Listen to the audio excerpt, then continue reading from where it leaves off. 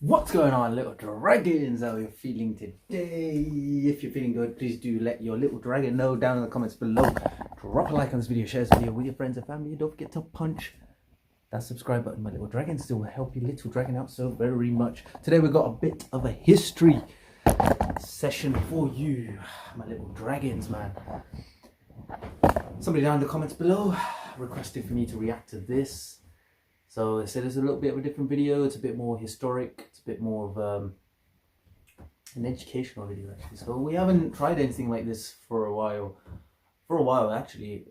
It's been almost a year since I did that sort of video. There was one when we did that sea creatures. I guess that was a little bit of an educational video. I'm actually really excited. Something different to all these fight scenes and all action scenes. We've got some bit of history to react to. So this is the Simo Häyhä, the greatest. One sec, the name's not even coming up. One sec. Simo Häyhä, the deadliest sniper in military history, man. See, the thing about history and all of that is a lot of people died, which is I'm not too happy about. All over the world it is, but it is what it is. It's better, I don't know, is it better we know about this stuff and not do anything about it? It's a better understanding. Education is very important, so as long as we're here to educate ourselves and the next generations just keep moving forward and we stay away from this sort of stuff, I think everything will be fine. I'm not a philosophy guy, I'm just saying it how I see it. I'm still a kid, I'm just a kid. Listen to me or don't listen to me, that's fine, but just my opinion is our understanding or our learning in the future, moving forward to next generations, what we teach them is how they will be. So yes, it will be.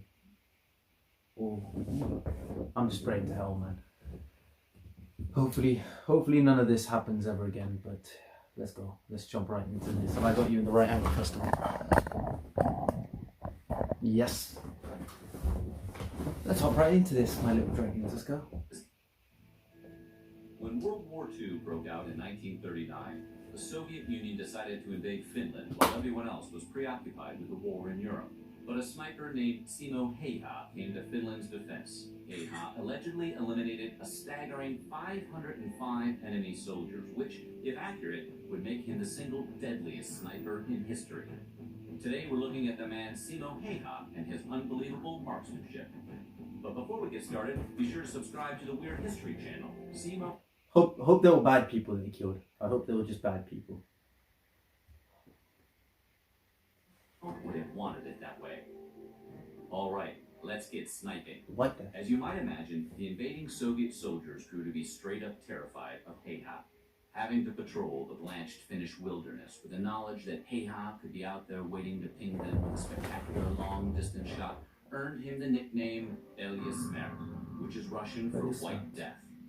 However, Häyhä's fellow Finnish soldiers had a completely different name for him. They called him Häyhä, Magic Shooter.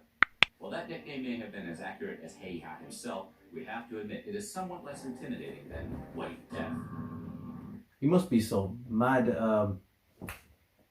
His target is just always bullseye. It must be.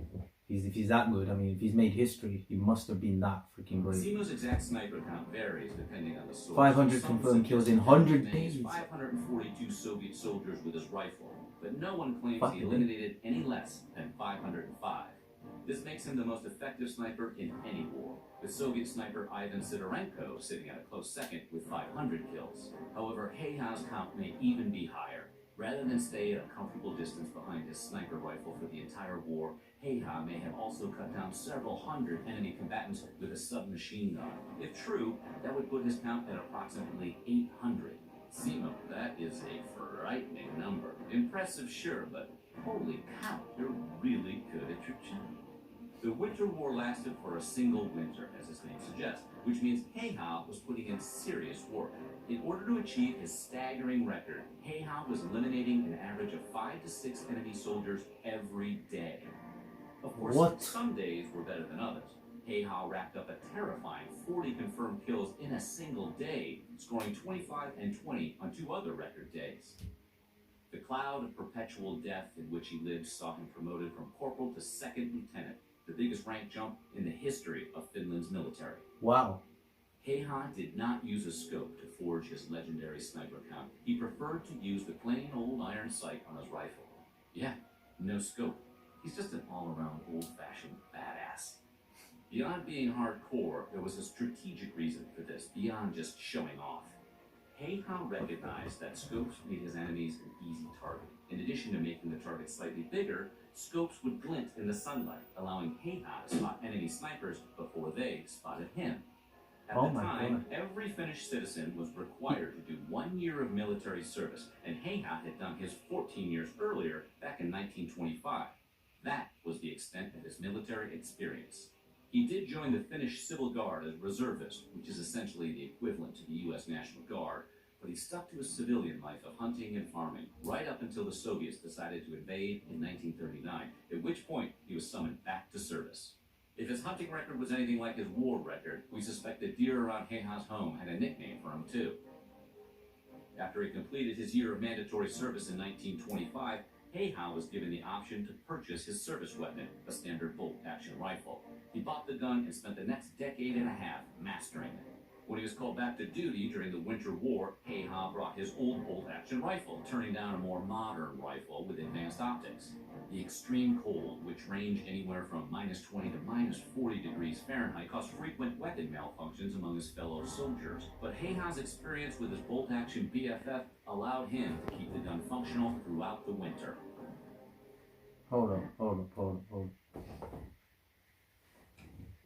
They would have died of hypothermia if that was the case, man. Oh my god, in that freezing cold. See, these soldiers risk their lives for our protection, man. Amazing people, man.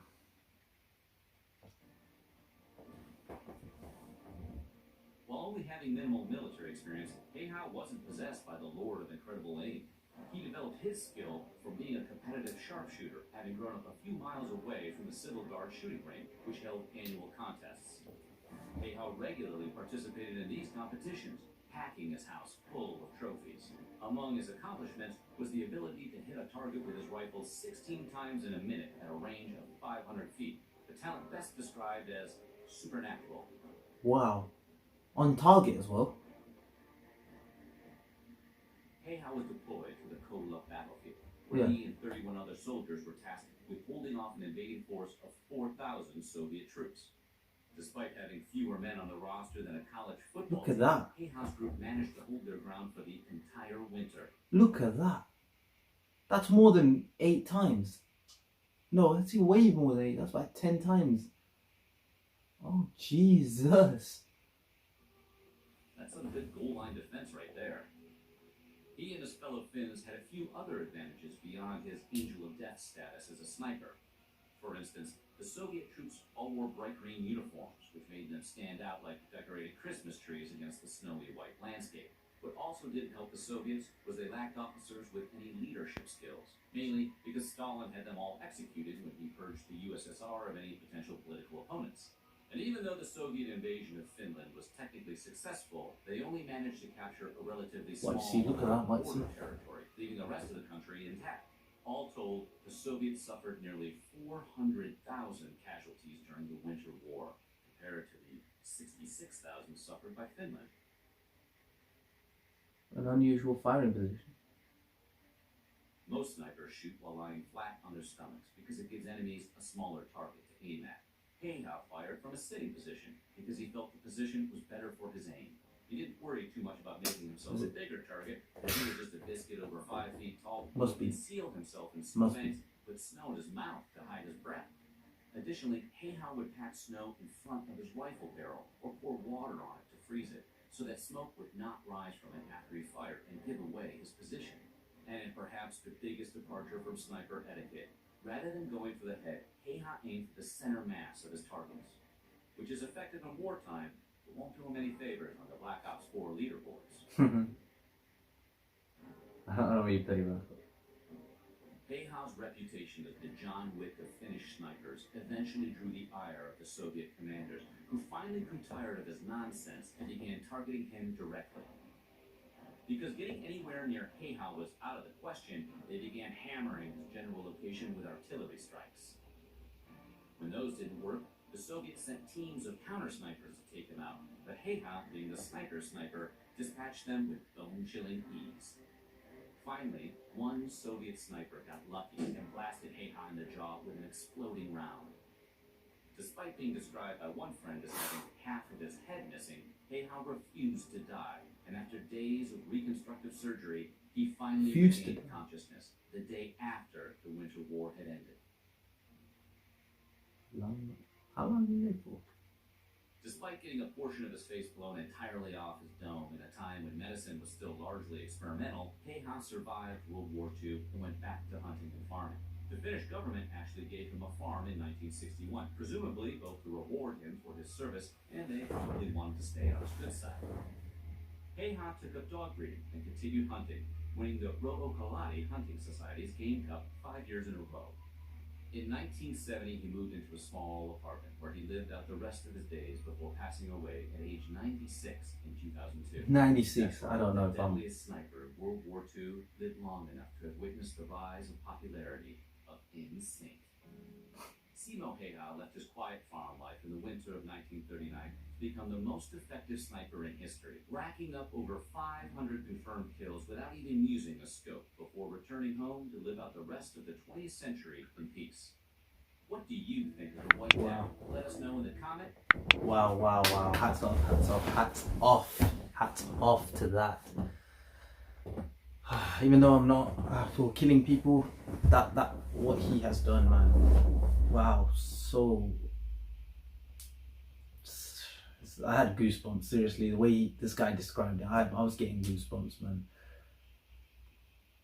Bro, back in that time, there was another person. I forgot his name now. He was the shooter who lost one arm and he shot and he won in the Olympics. There's also that. I forgot his name, but I might do a reaction to his biography also. Yeah, man, these people have done really well. I guess in a situation where he had to fight in World War II, it was a kill or be killed, or he fought to save. Hundreds, thousands of people fought to save the billions of civilians from being harmed. So I kind of get it. But even when he was outnumbered and even in that cold and all of that, man, these soldiers, bro, I don't think well, especially me, let's talk about me. I don't think I've given that much thought about these people because it's not something I would personally do. I would not go,